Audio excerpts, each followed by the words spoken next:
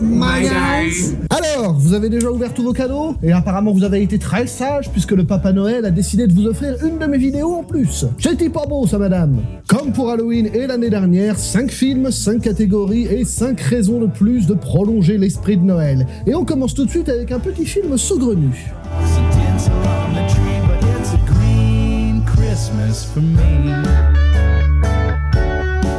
La vie est belle, sorti en 1946 et réalisé par Frank Capra. Alors non, rien à voir avec... Ihr werdet die Dimension des Lagers leicht begreifen.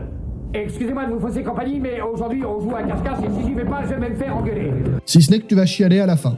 Dans la petite ville de Bedford Hall, George Bailey est au bord du suicide. Esprit de Noël ou pas? Sa famille priant pour lui, leur prière monte jusqu'au paradis où un ange gardien va lui être envoyé. Inspiré d'une nouvelle de 1943, elle-même inspirée du bouquin de Charles Dickens, ce film est culte à plein d'égards. Je vous explique. En ce moment, je suis dans une vibe où je me refais plein de vieux films, Hook, L'Histoire sans fin, Les Gremlins et Retour vers le futur, notamment le 2. Nom de Zeus. Et en faisant une petite recherche sur le film, j'ai découvert des déclarations du réalisateur qui disaient qu'ils avaient piqué pas mal de trucs à La vie est belle, justement. Coup de peau, c'est un film de Noël. Un film de Noël très particulier puisqu'il est sorti juste après la Seconde Guerre mondiale. Une période assez sombre où tout le monde avait besoin d'un peu d'esprit de Noël pour se requinquer. Film qui d'ailleurs s'était planté lors de sa sortie et est maintenant culte. Comme quoi la qualité d'un film dépend pas forcément de son box-office. Eh oh ça va, c'est Noël, hein, faut bien un connard pour parler politique autour de la table. Mais laissons là ces sujets de grandes personnes pour nous plonger dans un film tout tendre et en animation.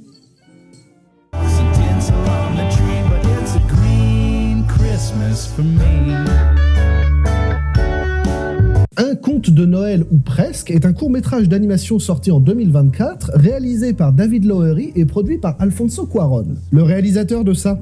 Ça y est, on y est presque, À l'approche des fêtes de fin d'année, un petit hibou nommé Moon se retrouve coincé dans un sapin destiné au Rockefeller Center à New York. Perdu dans la grande ville, il pourra compter sur l'aide de Luna, une jeune fille bien déterminée à l'aider à rentrer chez lui. Petite pépite cachée sur Disney+, j'ai découvert ce film l'année dernière avec ma maman et on s'est retrouvés comme deux cœurs d'artichaut à vouloir tous les deux que le hibou s'en sorte. Affligé d'une carrière très inégale allant de A Ghost Story au remake de Peter Pan sur Disney+, qui était dégueulasse, David Lowery nous offre ici un petit court-métrage de moins de 30 minutes, inspiré de l'histoire vraie de Rocky, un petit hibou retrouvé coincé à bord du sapin iconique de New York en 2020. A new beginning for a little fella, already on a wild and wonderful journey. Avec une technique d'animation 3D très proche de celle du stop motion que j'affectionne tant, cet univers en carton a de quoi séduire toute la famille. Il est désormais temps de passer à quelque chose de plus primordial.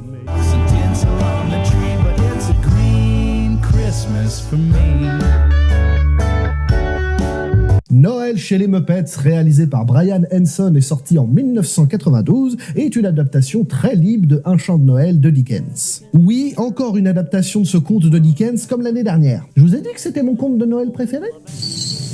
Ici, rien de bien surprenant, on suit peu ou prou Ebenezer Scrooge hanté par ses 3 fantômes de Noël habituels. Sauf que le tout est entrecoupé de l'univers musical et barjou des Muppets. Allume la lampe, alors la lampe, mais qu'est-ce que j'attends? Mais c'est à moi! Je brûle! Quoi? Scrooge d'ailleurs interprété par Michael Caine qui considère les Muppets comme des acteurs à part entière, ce qui ajoute d'autant plus à la cruauté ou à la tendresse qu'il peut apporter aux marionnettes. C'est pas comme Tim Curry dans L'île au trésor des Muppets qui lui croyait vraiment être une marionnette.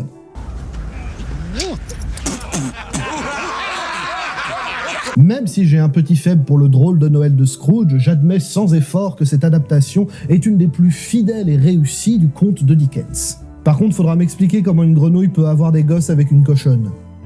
Joyeux Noël tout le monde.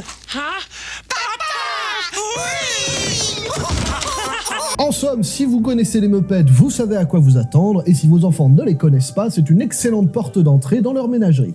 En revanche, le film suivant est beaucoup plus inapproprié.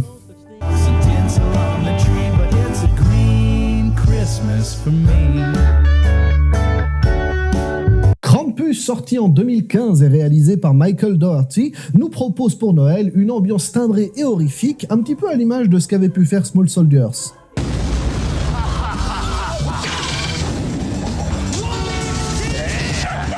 Pour celles et ceux qui ne connaissent pas Krampus, c'est un petit peu le père Fouettard dans les pays germaniques. Il a le même droit à sa propre fête, la Krampusnacht, où les adultes enfilent leurs sabots fourchus afin de terroriser les enfants passages.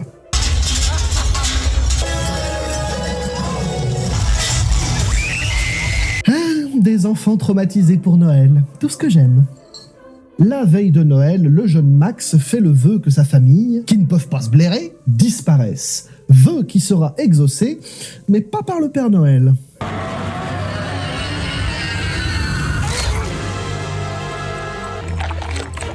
Au même titre que L'étrange Noël de Monsieur Jack, vous savez, le film pas réalisé par Tim Burton. Je trouve que ce film flirte très bien avec le côté festif de Noël et l'ambiance horrifique d'Halloween. Concernant les personnages, vous n'aurez pas beaucoup de mal à vous identifier.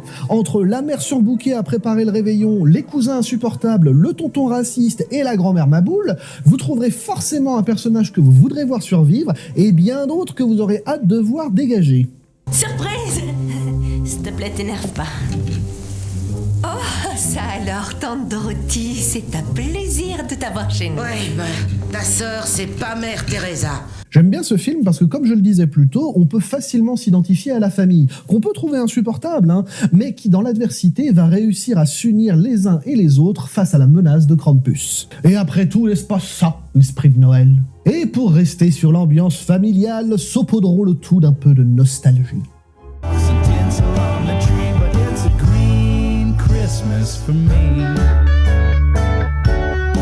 Elf, sorti en 2003 et réalisé par Jon Favreau. Et oui, mes petits macros, 2003, c'était déjà il y a 22 ans. L'histoire nous raconte la vie du petit Buddy qui, par mégarde, va monter un soir de Noël dans la hotte de ce bon vieux Saint-Nicolas qui va l'emmener avec lui au pôle Nord. Et c'est bien des années ensuite qu'il va apprendre le décès de sa mère et donc partir à la recherche de son papounet biologique. Oui, encore un film de Noël avec Will Ferrell. J'y peux rien, moi, si le gars fait ce genre de film. Vous avez l'air complètement idiot. Au même titre que le Grinch l'année dernière, le film est porté par un acteur principal qui déborde d'une joie de vivre et d'une naïveté comme tout bon lutin de Noël se le doit. Demain matin, à partir de 10h, le Père Noël arrive en ville.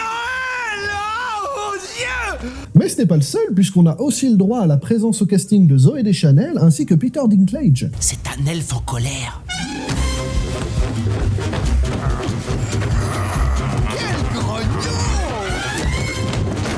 Il a pris un coup dans l'aile, Tyrion Lannister, hein? Bourré de naïveté et de bonnes intentions, le film nous montre à quel point la joie de vivre de Buddy devrait être incompatible avec notre monde, mais ce n'est pas ça qui va empêcher le grand lutin de s'intégrer. J'ai oublié ma... C'est donc un incontournable pour finir la journée de Noël avec un bon chocolat chaud saupoudré de marshmallows. Et bien voilà qui conclut cette petite vidéo de Noël, j'espère que ça vous a plu, je vous épargne les demandes de fin de vidéo, passez une très bonne fin de journée en famille, et joyeux Noël mes petits macros. Écrasez-vous la raie, vous voulez